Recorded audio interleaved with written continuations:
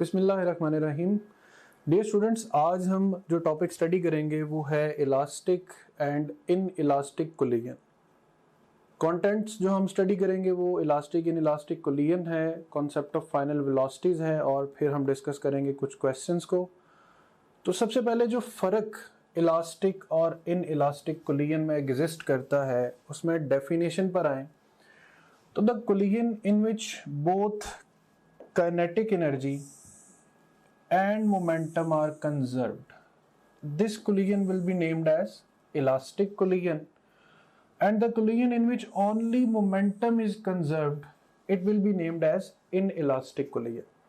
यानी ऐसी collision जिसमें इनिशियल और फाइनल मोमेंटम, इनिशियल और फाइनल एनर्जीज दोनों इक्वल रहें, दोनों कांस्टेंट रहें, वो collision होगी इलास्टिक।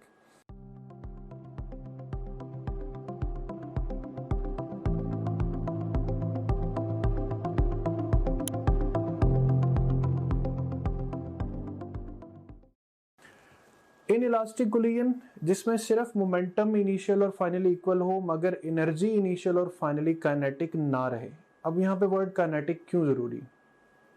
अगर एक ग्लास आपके हाथ से गिरकर टूटेगा तो इनिशियली अगर उसका मोमेंटम आपके हाथ में जीरो है तो गिरने पर, टूटने के बाद सब पार्टिकल्स या सब पीसेस ऐसे डायरेक्शनली फ्लो करेंगे कि नेट सम ऑफ मोमेंटम दोबारा जीरो हो जाए।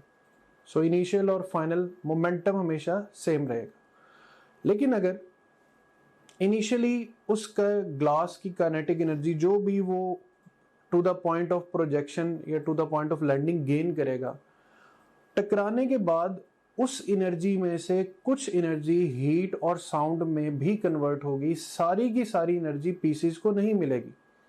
So initial kinetic energy after collision जो फाइनल काइनेटिक एनर्जी के इक्वल ना होने की वजह से ये कोलिजन इन इलास्टिक कोलिजन कहलाएगी। अब कुछ एग्जांपल्स और फीचर्स के आइडियल गैस मॉलिक्यूल्स में जो कोलिजन होती है उसमें मोमेंटम और काइनेटिक एनर्जी दोनों कंजर्व रहते हैं, तो it can be considered as an elastic collision.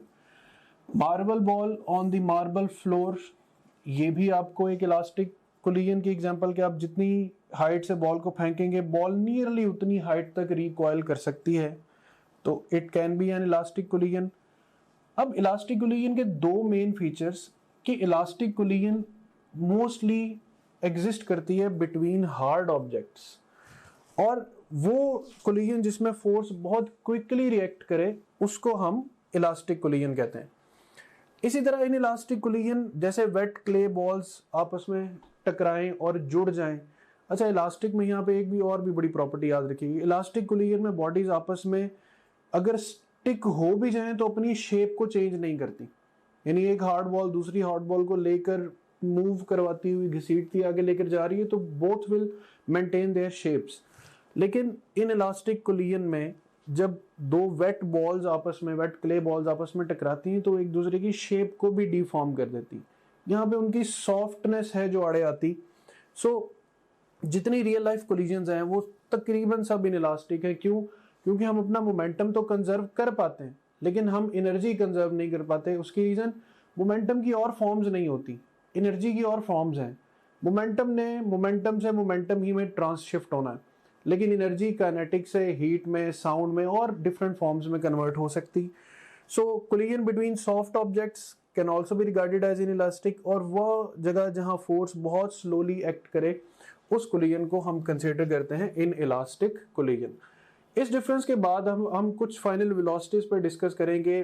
जैसे हमारे पास केसेस हैं कि एक बॉल, ये दूसरी बॉल, ये m1, ये m2, इनिशियली ये मूव करती है वेलोसिटी v1 से और ये वेलोसिटी v2 से, और ये सेम डायरेक्शन में मूव कर रहे हैं। कोलिजन के बाद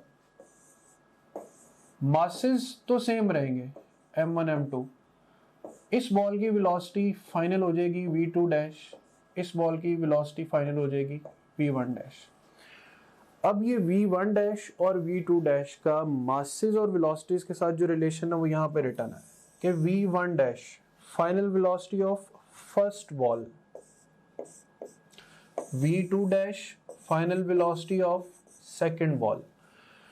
how they are related? Difference by sum into v1।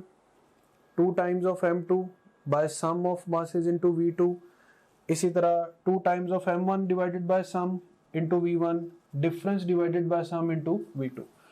अब इन दो इक्वेशंस ऑफ फाइनल वेलोसिटीज को यूज करते हुए हम डिफरेंट केसेस डिस्कस करते हैं इलास्टिक कोलिजन के। पहला केस है कि जिसमें m1 और m2 दोनों मासेस इक्वल हैं, यानी आप इनको m भी कह सकते हैं, और v1 एंड v2 ना तो आपस में इक्वल हैं और ना ये इक्वल टू 0 है। और लेट्स से कि अगर ये आपस में इक्वल हैं भी तो भी इसे कोई खास फर्क नहीं पड़ेगा।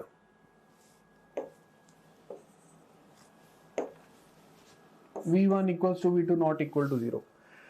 सो केस ये है कि ball m1 m2 same direction में ट्रेवल कर रही, m2 की वेलोसिटी v2 है, m1 की वेलोसिटी v1 है, रास्ते में कहीं पर ये कोलाइड करेंगे और कोलिजन के बाद v1 की वेलोसिटी कहलाएगी v1 डैश और v2 की वेलोसिटी कहलाएगी v2 डैश। अब हमें देखना ये है कि फाइनल वेलोसिटीज जो हैं वो किसके इक्वल आती हैं। अब v1 डैश यानी final velocity of first ball को अगर सॉल्व करें तो दोनों मासेस चूंकि इक्वल हैं m1 माइनस m या m minus m, this factor will reduce to 0।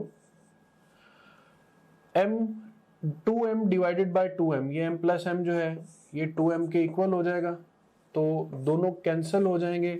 हमारे पास v1 डैश का आंसर आ रहा है v2, यानी बॉल 1 की वेलोसिटी वो हो गई है जो पहले बॉल v2 की थी। सिमिलरली जब हम v2 डैश यानी सेकंड बॉल की वेलोसिटी फाइंड करने लगेंगे तो ये फैक्टर 0, क्योंकि डिफरेंस ऑफ मास आ रहा है और मास इक्वल है। यहाँ पर 2m बाय 2m होगा जो आपस में कैंसिल होगा और हमारे पास v2 डैश इक्वल्स टू आ जाएगा v1 के। अब ये केस हमें कितनी तरीकों से हम इसे डिपिक्ट कर सकते हैं कि दो बॉल्स जो सेम डायरेक्शन में मूव कर रही थी उन्होंने अपनी वेलोसिटीज जो हैं वो टकराने के बाद आपस में इंटरचेंज कर ली। सो ये कोलिजन एक ऐसा केस है कि जिसमें v1 v2 वेलोसिटी लेकर और v2 v1 वेलोसिटी लेकर टकराने के बाद मूव करेगा। सो ये एक केस है इलास्टिक कोलिजन का कि जब m1 m2 इक्वल है, m कहा जा सकता है उनको, v1 और v2 इक्वल और नॉन इक्वल हो लेकिन इक्वल टू 0 ना हो। तो ये है केस 1 जिसमें v1 dash becomes equal to v2 and v2 dash becomes equal to v1, यानी ये इंटरचेंज जो है वेलोसिटीज का वो आप देख सकते हैं कि इलास्टिक कोलिजन में सेम डायरेक्शन में जाती हुई बॉडीज जो है वो अपनी इन वेलोसिटीज को इंटरचेंज करते हैं। अब केस 2 है कि जिसमें m1 इक्वल्स टू m है, यानी दोनों मासेस को m कहा जा सकता है, लेकिन v2 0 है, ये m1 है, ये m2 है, ये v2 यानी रेस्ट कंडीशन है और ये v1 कंडीशन। अब इसमें हम अप्लाई करें कि ये बॉल इसको जाके हिट करेगी और अपेरेंटली अगर ये इलास्टिक कोलिजन होगी तो व्हाट विल हैपन, इस बॉल ने इसको हिट करना है और खुद इसे रेस्ट पर आ जाना चाहिए, यानी v1 dash should be equal to 0 और इसी का मोमेंटम या इसी की वेलोसिटी लेकर इस बॉल m2 को मूव करना चाहिए, यानी v2 dash should be equal to v1। अब यही केस मैथमेटिकली देखते हैं। v1 dash difference of mass है और मास इक्वल है तो ये फैक्टर 0, इक्वल मासेस हैं तो ये फैक्टर्स कैंसिल होंगे, v1 dash becomes equal to v2 और v2 किसके इक्वल है, 0 के। इसका मतलब है कि टकराने के बाद जो पहली बॉल है वो रेस्ट पर आ जाएगी। अब दूसरा केस, इक्वल मासेस हैं तो रेशो 1 हो जाएगी, डिफरेंस ऑफ मास है तो ये फैक्टर 0 हो जाएगा, v2 dash is equal to v1।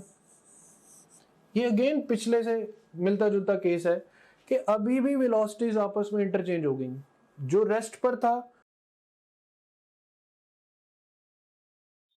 जैसे ही आप अपनी topgrade.bk की ब्राउजर ऐप में लॉगिन होंगे, आपको ये हमारा होम पेज नजर आएगा। इसमें ये पहला जो सेक्शन है ये आपके सब्जेक्ट से रिलेटेड मटेरियल का है। सेकंड सेक्शन जो एक्स्ट्रा सपोर्ट और गाइडेंस आपको रिक्वायर्ड है ये उसके हवाले से है। थर्ड जो सेक्शन है ये डिफरेंट की स्टैटिस्टिक्स एंड टॉपग्रेड की, जो कि आपका हमारे पे कॉन्फिडेंस इंक्रीज करेंगे।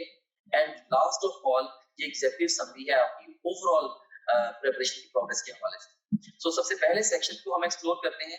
इसमें से आप किसी भी सब्जेक्ट पे क्लिक करें, से हमारे पास ये सब्जेक्ट्स हैं biology, physics, chemistry, English, logical reasoning. इनमें से किसी भी सब्जेक्ट पे आप क्लिक करें तो आपको उस सब्जेक्ट में उसके वीडियो लेक्चर्स, रिवीजन नोट्स और प्रैक्टिस क्वेश्चन मिले। आप वीडियो लेक्चर्स पे क्लिक करेंगे तो उस सब्जेक्ट के सारे यूनिट्स या सेक्शंस आपके सामने ओपन हो जाएंगे। आप किसी भी सेक्शन को चूज करेंगे, उस सेक्शन के सारे टॉपिक्स ओपन हो जाएंगे। इनमें से जिस मर्जी टॉपिक को आप चूज करें, आप उसके वीडियो लेक्चर्स को यहाँ से वॉच वीडियो बटन क्लिक करके देख सकते हैं, right, like this over here. मान रही सो ये वीडियो लेक्चर आपके सामने ये आ गया। अगेन टू न्यूरल पाथवे, इसमें भी एक हमारे पास अगर आप जाते हैं फास्ट रिवीजन नोट्स पे, सो जिन स्लाइड्स को यूज करके हमने वीडियो लेक्चर्स रिकॉर्ड किए हैं, अब उन्हीं स्लाइड्स को आप यहाँ से रिवाइज कर सकते हैं। देख सकते हैं आपने फास्ट रिवीजन नोट्स पे क्लिक किया, इसमें सारे के सारे सेक्शन फिर ओपन हो गए। तो यहाँ पे एक बात मैं आपको बताना चाहता हूँ कि जो भी सेक्शन इंपॉर्टेंट है एग्जाम के पॉइंट ऑफ व्यू से, हमने उनके साथ इंपॉर्टेंट का टैग भी लगाया हुआ है, keeping in view the previous exam friends. Anyways, तो यहाँ पे आप किसी भी सेक्शन को चूज करें। सी सेल स्ट्रक्चर एंड कॉन्सेप्ट को मैं चूज करता हूँ। इसके सारे टॉपिक्स ओपन हो गए। इनमें से किसी भी टॉपिक को आप पिक करेंगे तो आप उसकी वो स्लाइड्स देख सकते हैं जिनसे उस टॉपिक का वीडियो लेक्चर रिकॉर्ड हुआ है। तो काफी सारा टाइम है आपका वो सेव होगा। आपको लेक्चर नोट करने की जरूरत नहीं है, आपको बने बनाए नोट्स मिल रहे हैं for the fast revision, rather super fast revision of the lectures. उसके बाद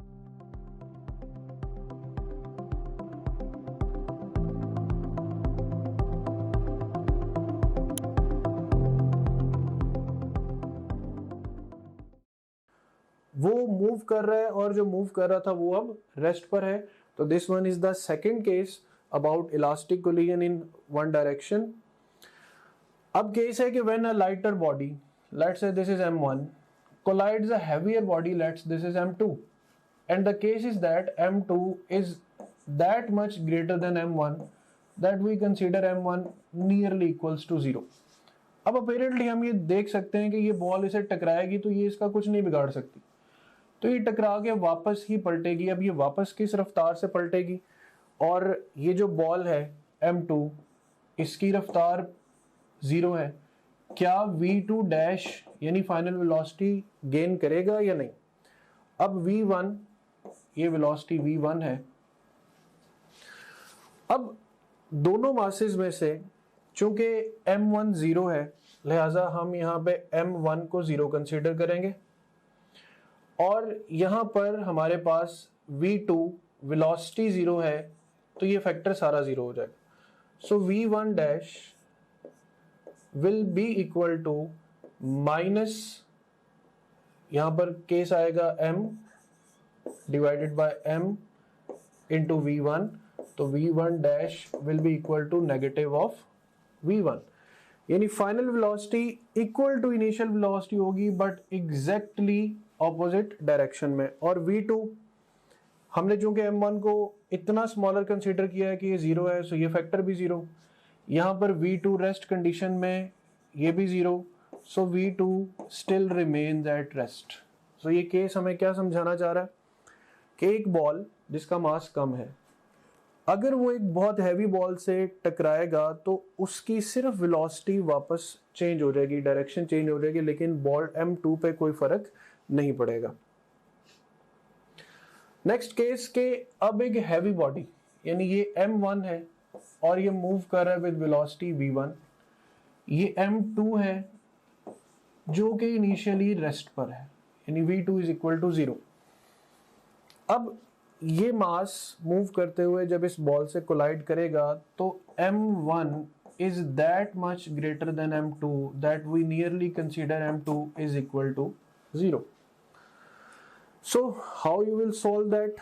कि अब देखें v2 चूंकि रेस्ट पर है तो ये फैक्टर भी 0, और ये फैक्टर भी 0 क्योंकि दोनों के साथ V2 मल्टीप्लाई हो रहा है। V1 dash M2 is nearly 0 and here M2 is nearly 0, तो ये दोनों फैक्टर्स हमें लिखने की जरूरत नहीं है। M से M कैंसिल हो जाएगा, V1 dash will be equal to V1। ये ऐसा केस है जिसमें बॉडी की इनिशियल और फाइनल इक्वल रहती हैं, यानी वेलोसिटी पे कोई फर्क नहीं पड़ता, V1 dash equals to V1।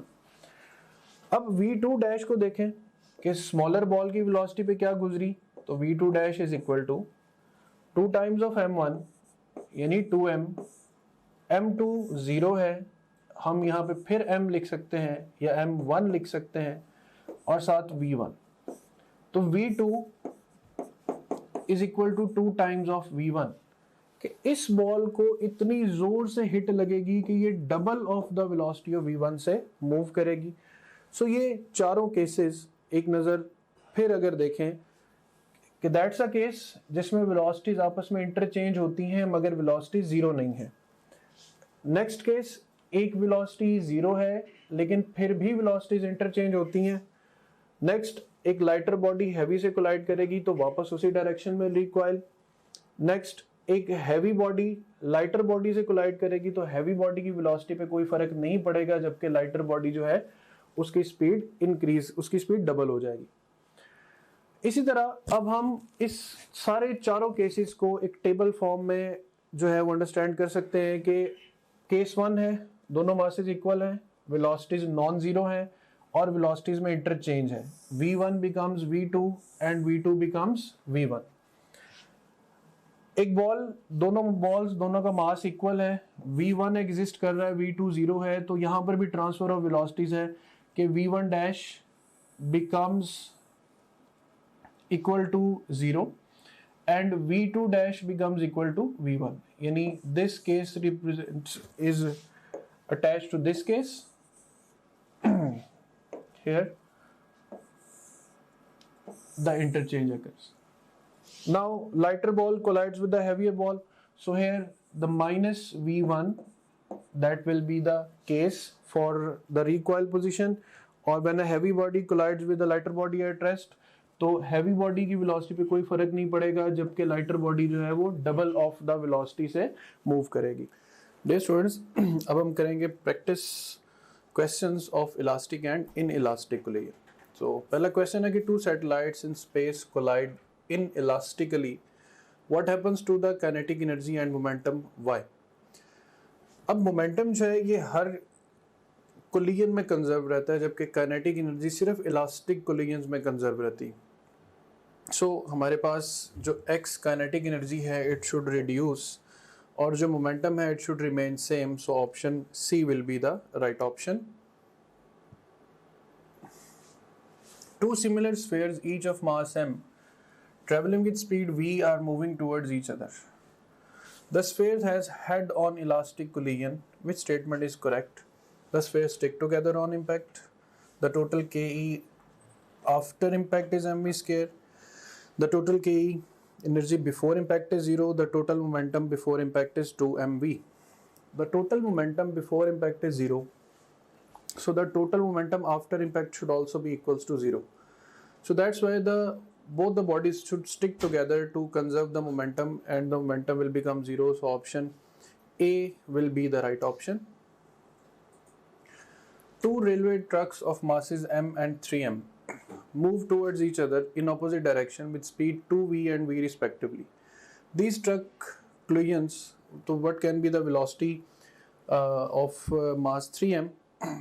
अब इसको सॉल्व करने के लिए हेल्पिंग कॉन्सेप्ट ये है कि आप इस पे कंजर्वेशन ऑफ मोमेंटम अप्लाई कर दें। m1 v1 minus m2 v2 equals to m plus 3m into v1. So on solving you will get the answer 1 over phi or 1 over 4 or v by 4. What is the speed of masses after impact? On applying the law of conservation of linear momentum, m1 v1 plus m2 v2, अब यहाँ पे negative sign है opposite direction की वजह से, equals to m plus m into v. So on calculating the velocity comes out to be 10 meters per second. The diagram shows two trolleys x and y held stationary and elastic cord. The mass is x. The mass x is twice that of y. The trolleys are released at the same instant. They move towards each other and stick together on impact. Just before the collision, the speed of x is 20 centimeter per second. What is the speed of y? The solution is कि initial momentum दोनों का zero है, तो final momentum भी दोनों का zero होना चाहिए, लिहाजा जो आफ्टर इम्पैक्ट वेलोसिटी है that will be equal to zero. The diagram shows the situation just before head-on collision. A lorry of mass 2000 kg is traveling at 30 meter per second towards the lorry. What is the magnitude of the total momentum? The total momentum is the sum of momentum of lorry plus momentum of car. So we add up both such situations and we will get the answer alpha as the total momentum. The diagram shows two spheres of masses 2 and 3 kg moving at constant speed along a straight line towards one another. The speed of the spheres are 4 meter per second and 6 meter per second respectively. The spheres collide elastically, which statement explains why spheres cannot come to rest at the same time. अब आप देख सकते हैं कि इन दोनों का जो momentum है 4 मल्टीप्लाई बाय 2 8, 6 3 18, दोनों का मोमेंटम सेम नहीं है, तो इनके दरमियान शेयरिंग ऑफ वेलोसिटी होगी और वेलोसिटीज डिफरेंट होगी एक दूसरे से. सो both the bodies will not come to rest. The moment of spheres are not equal and opposite, that's why they will not come to rest. If the momentum of a body is numerically equal to its kinetic energy, then the speed of the body, momentum equals to kinetic energy, तो right E equals to P 1/2 mv square is equal to mp. m से m cancel, v square एक v से cancel हो जाएगा, तो 2 metre पर second will be the right option. So beta is the right option. In perfectly elastic collision between two atoms, it is always true to say that the initial speed of one atom will be the same as that of final speed of the another atom. The relative speed of approach between the two atoms equals to their relative speed of separation. The total momentum must be conserved, but a small amount of total kinetic energy may be lost in the collision, and whatever their initial states of motion, neither atoms can be stationary after collision. Right option is B. For a collision to be perfectly elastic, the relative speed of approach must be equal to the relative speed of separation. The diagram shows two identical spheres x and y. Initially x move with speed v directly towards y. Y is stationary. The spheres collide elastically. What will happen? X is moving, y is at rest. So when x will collide with y, x will come to rest and y will move with the speed of x. So what should be the option? On reading this option, D is the right option, कि x will come to rest and y will move with the speed v towards right side. Two equal masses x and y are moving towards each other. अब masses are equal. एक simple concept है कि जब masses equal होते हैं, bodies collide करने पर एक दूसरे के साथ अपनी velocities share कर लेती. So masses makes an elastic collision which rho gives possible velocities for the two masses after collision. Main concept is this के दोनों masses equal हैं, तो ये एक दूसरे के साथ अपनी velocities share कर लेंगे. X will move backward with 30, y will move forward with 50. So delta will be the right option. Two spheres approach each other along the same straight line. Their speeds are u1 and u2 before collision. So we will write u1 minus u2. दोनों opposite direction में. And v1 v2 after collision in the direction shown below, or v1 और v2 same direction में, तो it means we will write v1 plus v2. So option alpha will be the right option for the velocities. So that's all about elastic and inelastic collision. Thank you. हमारा जो most important feature है या teaching tool है, that is our question bank. So अगर हम practice questions पे जाते हैं, तो इसमें हम देखें कि आप डिफरेंट तरीके से टेस्ट दे सकते हैं. सो आप जैसे मर्जी माइंड में डिफाइन कर लें कि आपने किसी एक टॉपिक का टेस्ट देना है, या एक चैप्टर का, एक यूनिट का, क्वार्टर सिलेबस का, हाफ सिलेबस का, फुल सिलेबस का, जो मर्जी सिलेबस आप डिफाइन कर लें, उस डिफाइंड सिलेबस में से 20 तरीकों से आप टेस्ट दे सकते हैं. कैसे? जैसे जो भी सिलेबस आपके माइंड में डिफाइंड है, आप चाहें तो उस सिलेबस के हमारे पास जो अवेलेबल ऑल क्वेश्चन उनका टेस्ट दे सकते हैं, या जो आपने टॉपलेट.डीके पे आप प्रैक्टिस करते रहे हैं, तो आप चाहते हैं कि आपने दोबारा may be second third time आप टेस्ट दे रहे हैं, आप चाहते हैं कि मेरे पास सिर्फ और सिर्फ उस सिलेबस के अनसीन क्वेश्चन का टेस्ट आए, आप वो भी दे सकते हैं। इसके अलावा इनकरेक्ट क्वेश्चन के टेस्ट देते हुए जो सवाल आपके गलत हुए थे, आप उन गलत सवालों का टेस्ट अलग से क्रिएट कर सकते हैं। से अगर आपने फिजिक्स के 20 टेस्ट दिए हैं, उनमें से आपका कोई मे बी आपके कोई 30 क्वेश्चन रॉन्ग हुए थे, उन 30 रॉन्ग क्वेश्चन का इकट्ठा टेस्ट भी आप क्रिएट कर सकते हैं। और इसी तरीके से जो जिन क्वेश्चन को आपने टेस्ट के दौरान बुकमार्क किया है, तो उनका टेस्ट कॉल कर सकते हैं। जो टेस्ट आपने अटेम्प्ट किए थे क्वेश्चन, उनका टेस्ट कॉल कर सकते हैं, अनअटेम्प्टेड का। और इवन यानी कि टेस्ट देते हुए आपने जिनको अटेम्प्ट किया था और टेस्ट देते हुए जिनको आपने अटेम्प्ट नहीं किया था, ये अनसीन से डिफरेंट है। अनसीन का तो मतलब ये है कि वो टेस्ट में कभी आए ही नहीं आपके। इसके अलावा आप देख सकते हैं कि इवन पास्ट क्वेश्चन का बहुत बड़ा पूल यहाँ पे मौजूद है। अगर हम गौर करें, देखेंगे ई कैट के, नम्स के, NMD CAT, AKU, MD CAT Punjab के और ईटा केपीके के, ये इवन जो पीएमसी के जो सैंपल पेपर्स हैं, उनके टॉपिक वाइज पास्ट क्वेश्चन देखिए यहाँ पे मौजूद है ओवरऑल। अब किसी भी टैब पे क्लिक करें, सारे के सारे एक्चुअल पास्ट क्वेश्चन है वो आ जाएंगे। ऑफ कोर्स ये सारे के सारा बड़ा इंपॉर्टेंट टूल है, क्योंकि पूरे पाकिस्तान से बड़े मेन एग्जामिनर्स ने, बड़े सीनियर एग्जामिनर्स ने ये डेवलप किया होगा। एनीवेज, इसमें से किसी भी आप टॉपिक को चूज करें, से मैं यहाँ पे सारे टैग्स को चूज कर लेता हूँ, तो हमारे पास ये सारे के सारे टॉपिक्स आ गए।